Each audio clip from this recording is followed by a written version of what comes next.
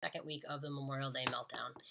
So we have completed the first week. You guys have done great. I have seen and heard so many wonderful things from you, progress that you've made, positive changes that you've noted, and I really, really want to just commend you all on sticking through the hardest part, which is the first week of all the new changes, the adding in the workouts, going to the grocery store, getting the recipes and making the new food and making some changes. So we're in the second week. And the big thing I want to address for you guys is losing steam. The novelty of this program has potentially worn off. That first week is gone. I can already see a little bit less of the conversation on the Facebook page. People aren't as, awestruck by the newness of this. Why did you sign up? Why did you click on the Facebook ad or respond to my email? Why did you decide to invest your time, your money, your resources, your energy into this program? What is the thing that you are trying to achieve beyond just weight loss? What are the things you're trying to feel about yourself, confidence wise, and feeling good in your clothes wise? What is driving you to be part of this program? Dig back into that this week because you really want to keep that at the forefront of your mind so that you do stay motivated, you do stay focused, and you do stay as involved and active in this program on days 9, 10, and 11 as you did on days 1, 2, and 3.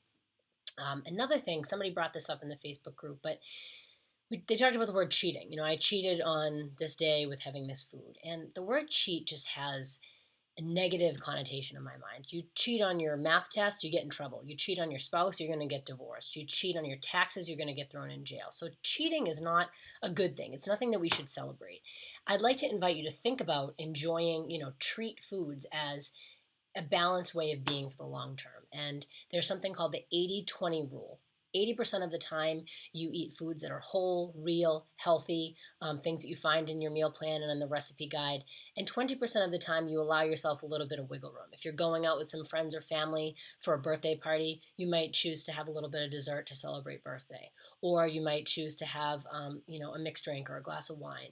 Or you may choose to have some of your grandma's homemade apple pie at some point.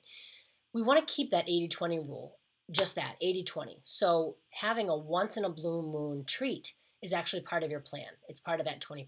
And if overall you can really focus like you are now on eating healthy, eating out of the recipes, eating whole real foods, once in a blue moon, maybe once or twice in the course of this entire 28 days, you can allow yourself a little bit of leeway. And that helps you feel like you're not deviating from a plan. You haven't just destroyed your whole diet, so to speak, or you haven't cheated on anything. It's part of the plan. You've built that in, and that's why you eat, in part, why you really focus on eating well for the rest of the time. So think about those things. I'm curious to hear your feedback on all of this, but I want you to stay motivated, stay excited for week 2. We have some really good workouts coming up, and more information that I'm excited to share with you in the Facebook group. So stay alive, stay active, stay interested on that page, and you're motivating one another. So I want you to know that, and you're motivating me in a great rest of the week. If there's anything that I can do to be helpful for you, please email me or shoot me a message.